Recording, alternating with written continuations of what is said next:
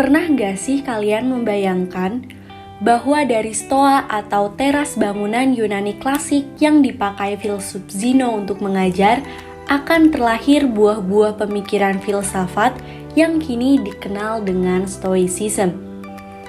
Dan yang menarik ialah bahwa buah-buah pemikiran itu ternyata masih relevan di masa sekarang ini. Karena nyatanya, tak ada hal baru dalam sejarah umat manusia. Pertarungan emosional manusia di masa sekarang ini juga adalah pertarungan yang sama yang dialami manusia-manusia di era terdahulu. Berbicara tentang Stoicism, dalam Stoicism ada 4 konsep dasar yang sangat penting untuk dipelajari. Yang pertama ada dikotomi kendali, premeditatio malorum, amor fati, dan memento mori. Tapi tentu saja, Stoicism tidak hanya tentang keempat hal itu. Karena Stoicism adalah filsafat praktis yang akan sangat membantu kita mengarungi kehidupan dengan lebih tenang dan bijaksana. Maka di sesi kali ini, kita akan membahas disclaimer atas filsafat Stoicism. Dan terkhusus, saya akan membahas salah satu dari keempat dasar konsep Stoicism, yakni amor fati, meliputi pengertian, contoh beserta praktiknya. Karena saya pribadi sangat penasaran dengan hal tersebut. Maka dari itu, stay tune, simak video ini sampai habis dan jangan lupa subscribe.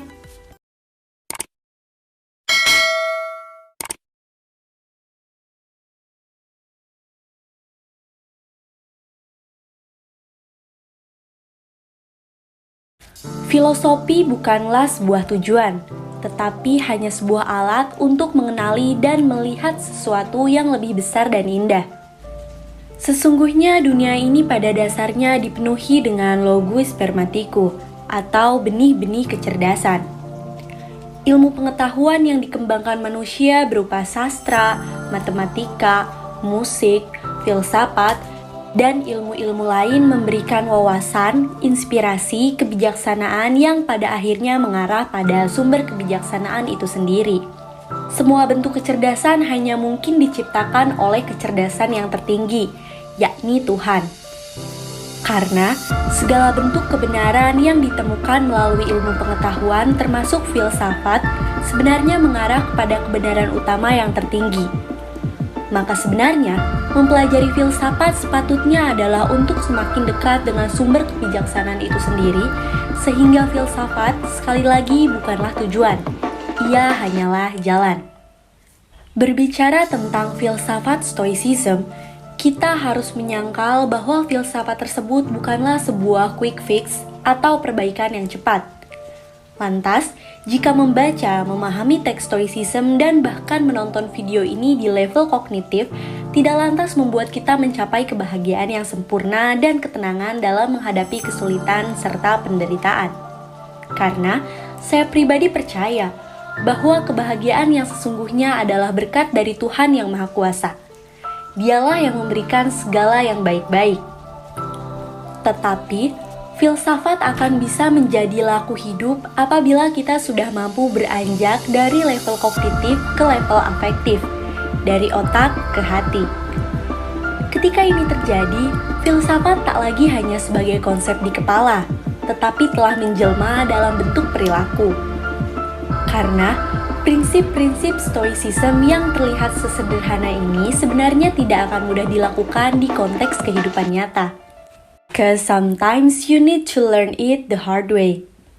Seringkali kita baru akan benar-benar memahami kebenaran prinsipnya setelah melalui proses dan pengalaman yang menyakitkan. Ingatlah bahwa filsuf Zeno dari Citium, seorang filsuf pertama yang diyakini sebagai pencetus Stoicism, harus kehilangan segalanya saat kapalnya karam di tengah lautan sebelum akhirnya sampai pada kebijaksanaan. Nah, setelah kita mengetahui bahwa filsafat semata bukanlah tujuan, namun adalah jalan, maka perlukah kita untuk mengetahui jalan yang akan kita lalui dari filosofi Stoicism, yakni terkait amor fati, yang akan menjadi pembahasan kita kali ini. Sebelum itu, kita cari tahu dulu apa sih pengertian amor fati itu.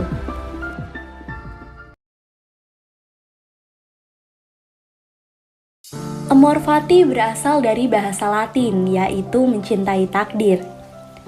Mencintai takdir bukanlah bersikap pasrah.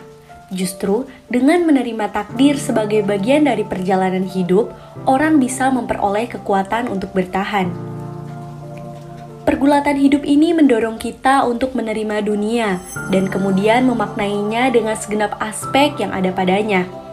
Sehingga dalam pandangan Nietzsche, dunia ini seperti monster yang menakutkan. Tanpa awal dan akhir, campur baur antara yang indah dan buruk, yang keduanya harus kita hadapi dengan jernih. Karena justru disitulah kehidupan ini memiliki daya tarik yang kuat.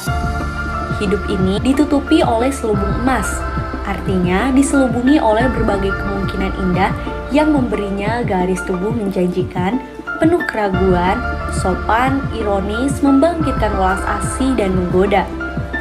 Hidup ini laksana wanita yang mempesona, bisa memberikan kebahagiaan sekaligus kekecewaan. Sehingga, dalam konteks kehidupan yang serba kaotik atau kacau ini, lahirlah ungkapan Nietzsche yang sangat monumental, amor fati. Kita tidak hanya harus menanggung apa-apa yang tidak dapat kita ubah, kita bahkan harus mencintainya. Tidak menyerah pada nasib, tetapi menanggungnya adalah sebagai sikap yang luhur. Namun lebih luhur lagi bila kita tidak hanya mau menanggungnya, melainkan mencintainya. Di dunia ini, ada banyak sekali hal yang bisa kita ubah sesuai dengan apa yang kita inginkan. Cara terbaik untuk menghadapi segala situasi dan kondisi yang terjadi ialah dengan menerima atau mencintai takdir tersebut. Dunia di sekitar kita adalah dunia yang sebagaimana adanya. Berbagai peristiwa yang terjadi adalah peristiwa-peristiwa yang terjadi sebagaimana takdirnya, seturut logos semesta. Lantas, setelah kita mengetahui pengertian dari amor fati ini, nampaknya kita juga perlu untuk mengetahui praktik dari amor fati.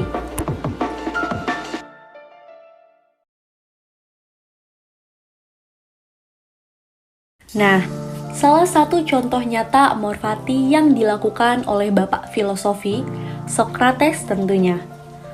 Pada saat ia dengan ketenangan yang luar biasa meneguk secangkir racun sebagai hukuman atas pemikiran-pemikirannya yang subversif dan merusak tatanan masyarakat Athena kala itu. Musim semi tahun 399 sebelum Masehi menjadi saksi bisu tragedi tersebut. Socrates meregang, menemui ajalnya dikelilingi para sahabat dan muridnya yang bermuram durja, karena tidak sanggup berbuat apa-apa untuk mencegah hal tersebut. Padahal sebenarnya ada beberapa alternatif hukuman lain yang bisa ia pilih. Meminta maaf dan membayar uang denda. Pasti murid kesayangannya yang sangat brilian dan kaya raya, Plato mau membayarkan untuk gurunya tercinta itu. Atau meninggalkan Athena untuk selamanya agar tidak meracuni pemikiran kaum muda kota tersebut. Namun, mengapa Socrates tetap memilih hukuman meminum racun dan menantang para juri? Sebagaimana yang dikisahkan oleh Plato, Socrates benar-benar membuat para juri sedemikian marah karena mengemukakan pandangannya dengan sangat teguh dan memojokkan mereka. Sepanjang masih bisa bernafas dan berpikir, diriku tidak akan pernah berhenti mengamalkan filsafat, mendesakannya pada kalian dan menjelaskan kebenaran bagi setiap orang yang kutemui. Jadi, entah kalian membebaskanku atau tidak, kalian pasti tahu bahwa sikapku tidak akan berubah. Bahkan tidak juga seandainya aku harus menjalani 1000 kematian. Karena keteguhan pendiriannya, Socrates yakin bahwa penderitaan pun harus disambut dengan tegar dan sukacita. Justru, tragedi inilah yang selanjutnya melambungkan nama Socrates selama berabad-abad sebagai filsuf agung, walaupun ia tidak pernah menulis baris kalimat pun. Kematian Socrates yang oleh sebagian kalangan dinilai sebagai tragedi yang sangat indah, melahirkan sebuah gugatan yang terus menggema hingga saat ini. Bagaimana mungkin masyarakat Athena yang sangat demokratis pada zamannya menetapkan sebuah hukuman yang sangat konyol, yaitu menghukum mati orang yang dengan lantang dan penuh kegigihan menyuarakan kebebasan dan kearifan hidup. Lalu, bagaimana sih praktik amor fati dalam kehidupan sehari-hari?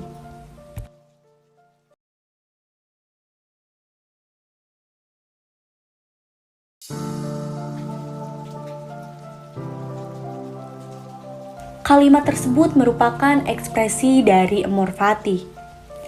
Akan ada hal-hal atau keadaan dalam hidup yang memang sama sekali tidak dapat kita ubah. Dan cara terbaik menghadapinya adalah dengan menerima keadaan tersebut. Penerimaan atau acceptance ini ternyata sangat sulit dilakukan. Ego kita akan selalu berusaha meyakinkan diri kita bahwa berbagai hal harus berjalan sesuai kehendak kita. Bahwa kita harus bisa mengubah berbagai hal sebagaimana seharusnya kita harapkan. Keinginan ini menurut psikolog Albert Ellis disebut dengan masturbation, yaitu keinginan yang akut bahwa hal ini harus begini, hal itu harus begini, dan seterusnya. Kita selalu berpikir bahwa berbagai hal harus berjalan sesuai keinginan. Dan inilah yang justru menghambat kita untuk menjalani apa yang akan terjadi. Pikiran-pikiran seperti, andai saja dulu saya menikah dengan si A, mungkin kehidupan saya sekarang akan jauh lebih baik. Atau, andai kemarin saya mengambil jurusan ekonomi ketimbang sastra, penghasilan saya pasti akan lebih baik. Pikiran-pikiran seperti itu atau yang mirip yang barangkali pernah terlintas di benak kita, faktanya adalah bahwa pikiran-pikiran tersebut bukanlah realitas di saat ini. Dan kalaupun ternyata pikiran itu menjadi realitas, tak ada yang mengetahui pasti bahwa implikasinya akan persis seperti imajinasi kita. Tak ada jaminan bahwa kehidupan kita atau penghasilan kita akan lebih baik. Mencintai takdir bukanlah bersikap pasrah. Justru dengan menerima takdir sebagai bagian dari perjalanan kehidupan, orang bisa memperoleh kekuatan untuk bertahan. Dunia di sekitar kita adalah dunia yang sebagaimana adanya. Berbagai peristiwa yang terjadi adalah peristiwa-peristiwa yang terjadi sebagaimana takdirnya seturut logos semesta. Dan takdir berada di luar kendali kita. Karena itu, sebenarnya tak ada pilihan lain bagi kita selain menerimanya. Epictetus yang seorang budak sendiri pun tak pernah menyesali jalan hidupnya. Bahkan, ia pernah berkata, "Jangan menuntut peristiwa terjadi sesuai keinginanmu, tetapi justru inginkanlah agar hidup terjadi seperti apa adanya dan jalanmu akan baik adanya." Jadi, bagaimana tentang Amor Fati? Seberapa wah teori ini untuk kalian? Apakah kalian sudah menyadari penyesalan-penyesalan yang sudah kalian umpatkan? Atau sebaliknya, kalian justru sudah menerapkan teori ini di kehidupan nyata? Jangan lupa belajar mencintai takdir, karena bagian terindah dari mencintai takdir ialah kita bisa lebih dekat dengan sumber kebahagiaan kita. Silahkan tulis pendapatmu di kolom komentar dan sampai jumpa di video wah lainnya, karena banyak hal wah di dunia ini yang perlu kita diskusikan kembali. Bye!